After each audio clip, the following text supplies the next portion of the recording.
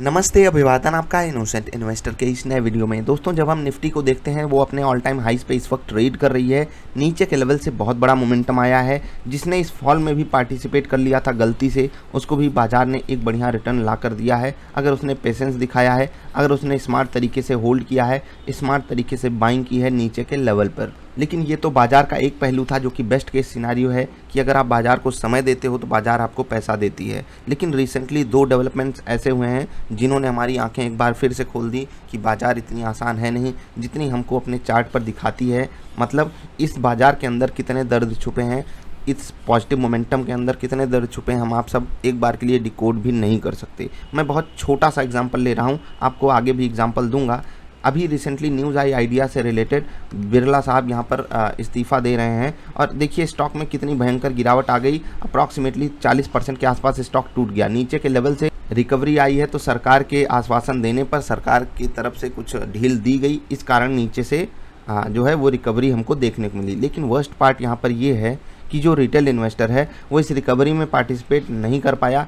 खासकर मतलब कुछ लोग तो नहीं कर पाए, क्योंकि जिनकी क्वेरीज आई हैं मैं सिर्फ उनकी बात यहाँ पर कर रहा हूँ। लेकिन दिक्कत उनकी ये है कि जब स्टॉक ऊपर के लेवल पे मिल रहा था उन्होंने पार्टिसिपेट किया था, इसकी गिरावट में पूरा पार्टिसिपेट किया। जब नीचे से इसमें बढ़िया मोमेंटम आया तो आप पार्टिसिपेट नहीं कर पाए। मैंने इस पर वीडियो भी डाला था कि किसी टीवी एक्सपर्ट की या किसी यूट्यूबर की, किसी की भी इसमें गलती नहीं है, गलती आपकी है कि आप सही डिसीजन नहीं लेते हो। अब दूसरी न्यूज़ आई फ्यूचर ग्रुप को लेकर के। देखिए यहाँ पर रिलायंस के साथ जो डील थी उस पर स्टे जो है वो बरकरार रखा सुप्रीम कोर्ट ने, जिस कारण यहाँ पर एक लोअर सर्किट आपको देखने को मिला। और अभी भी रिस्क यही इन्वॉल्व है क्योंकि वॉल्यूम बहुत बड़ा हुआ है कि अभी भी आगे भी इसमें गिरावट आ जाए।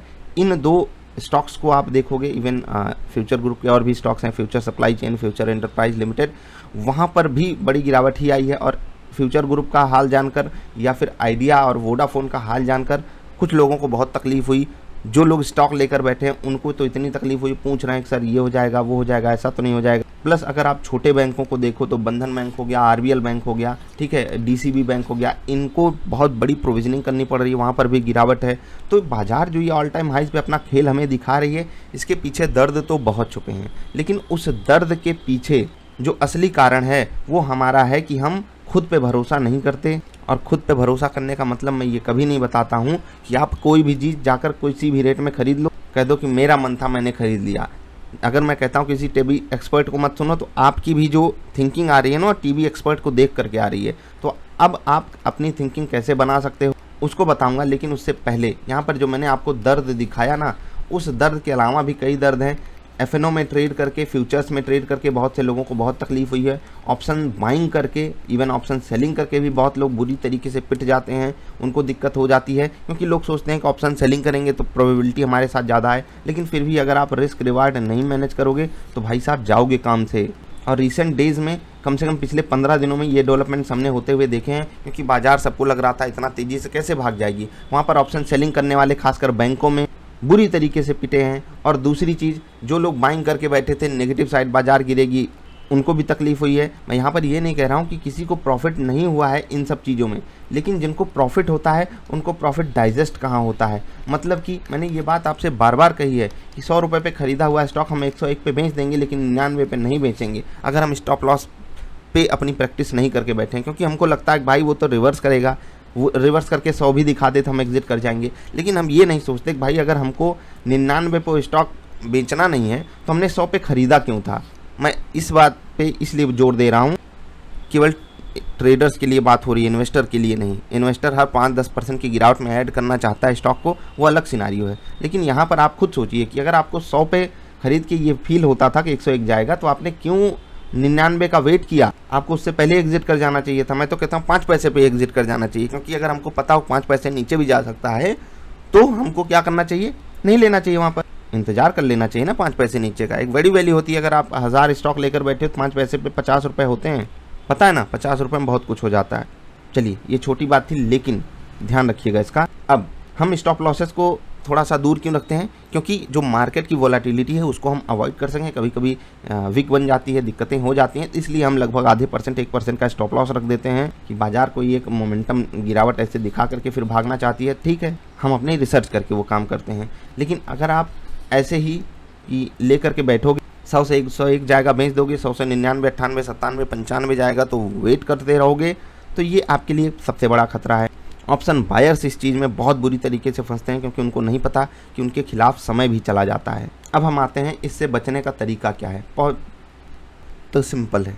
कैसे? बहुत सिंपल है। मैं इसलिए बोल रहा हूँ क्योंकि अगर बाजार भाई साहब ऐसा कोई चार्ट बना रही है तो ऑफकोर्स सी बात है उसको सपोर्ट करने वाले कुछ स्टॉक्स भी होंगे, क्योंकि बाजार के अंडर तो 50 स्टॉक्स हैं। खासकर निफ्टी की मैं बात करूं तो उन निफ्टी के 50 स्टॉक्स में से 15 या 5 या 10 या 25 जैसा आपका पोर्टफोलियो हो, आप अपनी बेस्ट पिक चुन लीजिए, उनमें थोड़ी थोड़ी खरीदारी कर लीजिए, तो आप बाजार के साथ चलोगे। अब आप खुद डिसीजन लीजिए कि इन्वेस्टमेंट का बेस्ट लेवल क्या होता है, वो मैं हमेशा बात करता रहता हूँ। तो इन्वेस्टर इस तरीके से सोचे तब वो बाजार में अच्छे से पार्टिसिपेट कर सकता है। बाजार गिरेगी तो उसका भी पोर्टफोलियो विदाउट एनी डाउट गिरेगा, लेकिन वो नहीं होगा जो फ्यूचर ग्रुप में लोगों का हाल हो रहा है, जो ऑप्शन बायर्स के साथ होता है, ऑप्शन सेलर्स के साथ होता है, फ्यूचर्स में ट्रेडिंग करके होता है, या फिर आइडिया में जो लोगों के साथ हुआ, ये तो नहीं होगा। तो ट्रेडर के लिए एक सलाह क्या, अपने स्टॉप लॉस को हैंडल करना सीखो और स्मार्ट स्टॉप लॉस लगाओ, क्योंकि इस बाजार में अगर सिर्फ स्टॉप लॉस लगाकर काम चलता होता तो बहुत से लोग आसानी से सक्सेसफुल हो गए होते,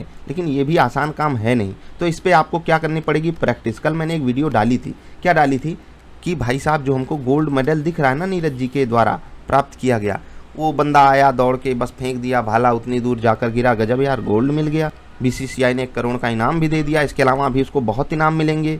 ये तो कमाल का काम है। हमको कितना आसान लगा ना, बस बंदा दौड़ के आया, भाला उठाया और फेंक दिया, 87 मीटर दूर गया, 10 मीटर दूर तो हम भी फेंक लें, बस 70 मीटर ही दूर हैं, हम गोल्ड मेडल थे। हम ऐसा सोचते हैं, लेकिन आपको खुद पता है कि जो बच्चा 60% नंबर लाता है, मैं इसका एग्जांपल क्यों दे रहा हूँ आपको बताऊंगा, उसको कितनी मेहनत करनी पड़ती है। उससे लगभग 50% ज़्यादा मेहनत 70% वाले करनी पड़ती है, उससे भी 50% ज़्यादा मेहनत 80% वालों को, 90% वालों को उससे भी 50% ज़्यादा, 95% वालों को उससे भी 50% ज़्यादा, और यहाँ पर 97.5 वाले को उससे भी 50% ज़्यादा, फिर 98 वाले को उससे भी 50% ज़्यादा। समझ रहे हो ना मैं यहाँ पर क्या कह रहा हूँ कि the level of accuracy you are gaining requires hard work. अगर ये बात आप आज नहीं समझे तो जैसे मैंने कल बोला ना कि हमको जो चीज़ें एफर्टलेसली अभी दिखाई दे रही हैं वो वास्तव में बहुत दर्द झेल कर प्राप्त की हुई होती हैं। वो बंदा कितनी बार कूदा है, कितनी बार वो फेल हुआ है, कितनी बार उसका भाला 15 मीटर 20 मीटर 50 मीटर भी नहीं गया होगा, उसको तकलीफ हुई होगी। मैं शुरुआती क्षणों की बात कर रहा हूँ, अभी तो वो हर मतलब अपना थ्रो 80-85 मीटर के ऊपर ही फेंकता होगा बंदा।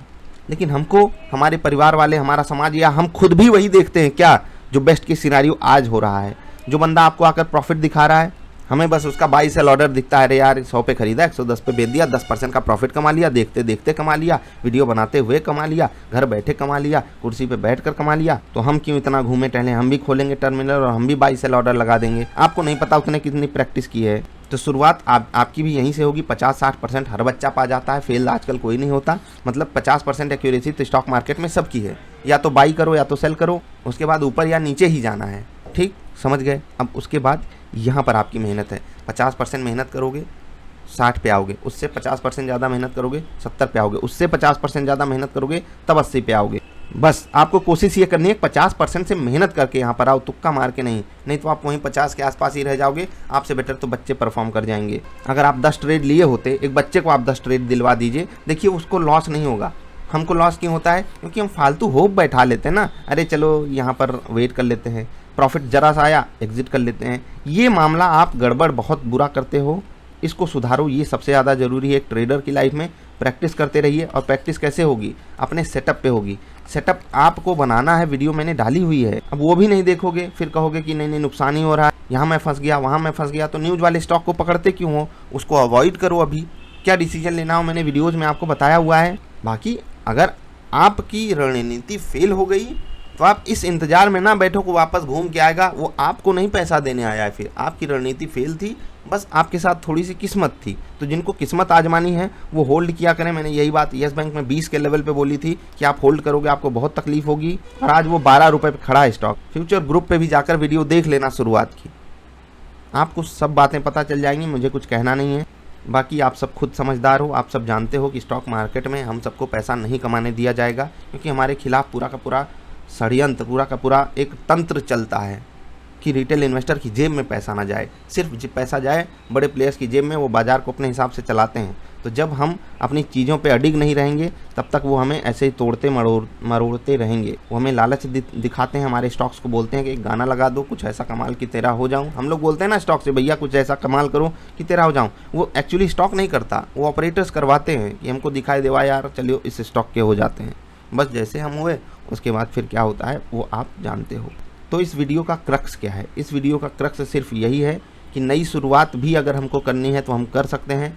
मैं आपसे एक रिक्वेस्ट करूंगा जाते जाते, आपके पास हो सकता है 1-2 डीमैट अकाउंट हो, तो जो दूसरा उसमें आपने कोई फंड ना ऐड किया हो, वहाँ पर मैं आपको कहता हूँ सिर्फ 1000 रुपये, 2000, 5000 जो भी आपके लिए एक ऐसी वैल्यू हो जो आपको पिछले 1 महीने 1.5 महीने में लॉस के तौर पे मिल गई हो, उतना पैसा आप वहाँ पर डालिए और उस पर कोई एक फिक्स रूल बना लीजिए कि केवल मैं इसी रूल पे यहाँ पर ट्रेड करूँगा, एकदम फिक्स। चाहे आप हमारी फिबोनाची वाली वीडियो देख लीजिए, किसी का भी कोई भी चीज़ आपको मिला हो, आप उस पर ट्रेड कर रहे हो, केवल उस रूल को फॉलो कीजिए।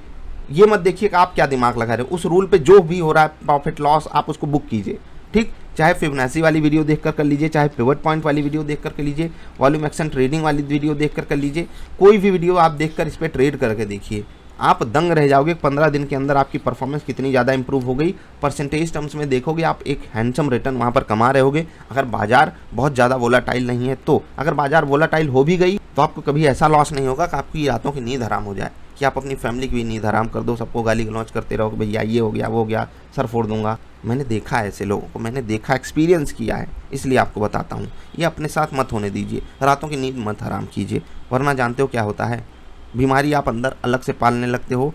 और आपको पता है स्ट्रेस वाला शरीर कितना बीमारी लेकर चलने लगता है आने वाले समय में। तो स्ट्रेस लोगे, बाजार पैसा नहीं देगा। बाजार पैसा एफर्टलेसली ही देता है, लेकिन शुरुआत हमको अपनी मेहनत दिखाकर प्रूफ करना पड़ेगा कि हाँ हम तेरे काबिल हैं। स्वयंवर होता था, स्वयं लड़कियां अपना वर चुनती थी, तो बाजार भी आपको चुनेगी, अपना चुनेगी। लेकिन कब? जब आप अपनी काबिलियत दिखाओगे, जब आप धनुष उठाओगे। मिलेंगे फिर से। बस इतना याद रखना, धनुष उठाने वाला काम मजाक नहीं है, उसे कोई राम ही उठाता है। टीवी में राम जी को देख लो, कितने आसानी से उठा लिया, बस आप भी चले जाओ धनुष उठाने लगो तो ऐसा कभी होगा नहीं। मिलेंगे फिर से, नमस्कार।